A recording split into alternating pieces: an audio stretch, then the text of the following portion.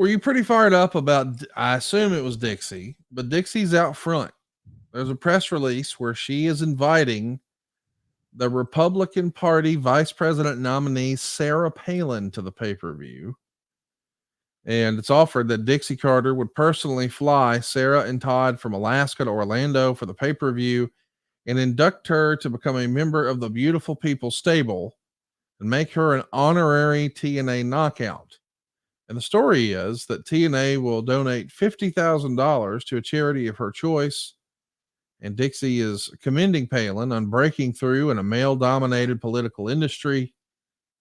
You know, I know the idea here. She's a PR person as we're trying to court some attention. Were you for this idea? I know that once upon a time you've said, don't talk about politics and wrestling, but we're kind of doing that here. Is it a double-edged sword of, we know it'll get attention, but will everyone take it as a tongue-in-cheek joke? Or will some be offended and say, well, if they support her, I don't support them? What do you think? At the very top of the list, you just mentioned it. You know, don't engage your audience in politics or religion. It forces their hand to make a personal belief involved in our storylines. And you think, oh, that one storyline is a publicity stunt. Well, that is in so many ways, and we've talked about it over and over, the subjectivity of professional wrestling, in that, look, this was, and I don't know this for a fact, but I would be willing to bet, certainly today, as I look back over the history, this is not just Dixie generated, and I'm positive of that, but by the Carter family generated. Now, whoever was in the office and bouncing off ideas and thoughts on it, and whether Ross Foreman or whatever nucleus of the PR team, they were all for it. And to create, shout out Dave Green, create a lot of chatter with it.